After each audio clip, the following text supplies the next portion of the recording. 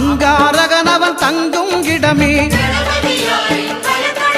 அவன் பொங்கும் முகத்தை காணுதல் வேண்டின் அங்காரகனவன் தங்கும் இடமே அவன் பொங்கும் முகத்தை காணுதல் வேண்டின்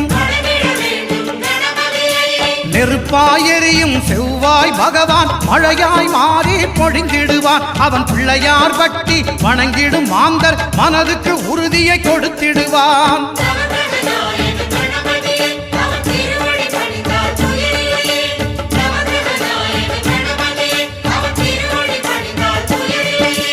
ஒன்பது கோளும் ஒன்றாய் காண